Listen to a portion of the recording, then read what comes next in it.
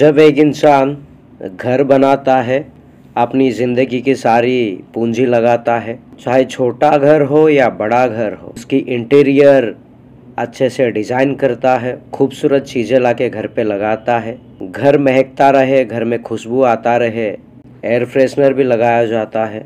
और वो इंसान जब तक इस पृथ्वी में रहता है तब तक उस घर की मज़े लेता है, और जब मर जाता है तो वो घर को साथ लेके नहीं जाता।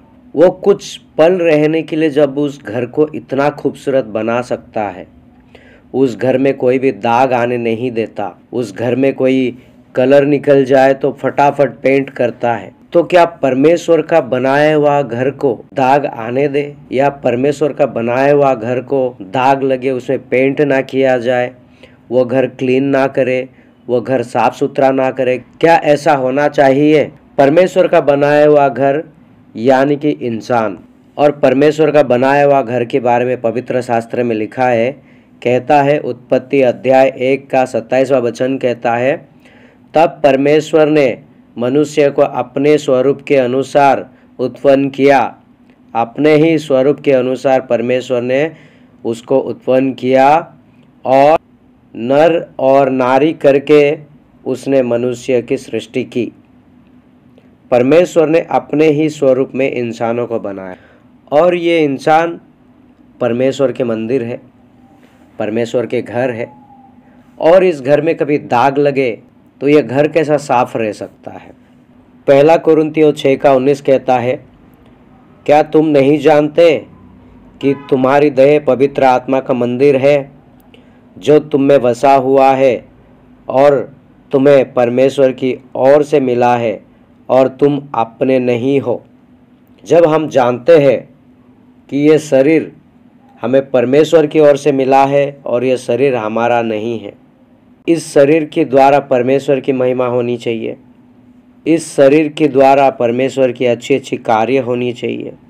जो आज लोग गलत काम करते हैं शरीर के द्वारा और परमेश्वर की मंदिर को अशुद्ध करते हैं। पहला कुरिन्थियों 3 का 16-17 कहता है, क्या तुम नहीं जानते कि तुम परमेश्वर का मंदिर हो और परमेश्वर का आत्मा तुम्हें वास करता है?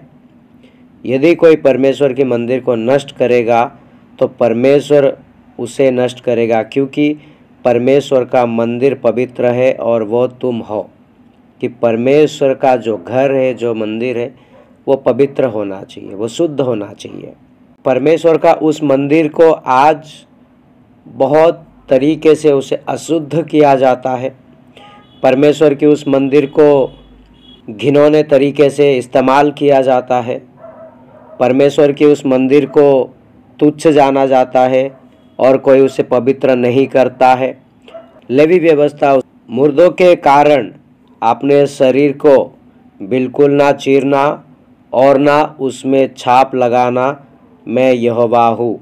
मुर्दों के कारण, क्योंकि आज अगर हम देखें, लोगों को अपने शरीर में तरह तरह के टैटूज बनाते हैं, पाँव से लेकर सर तक पूरे टैटू में शरीर को भर देते हैं, और वो ये नहीं सोचते हैं कि ये जो शरीर है ये परमेश्वर का दिया हुआ है, और इस शरीर के ऊपर हमारा अधिकार नहीं है कि जो हम चाहे वो करें।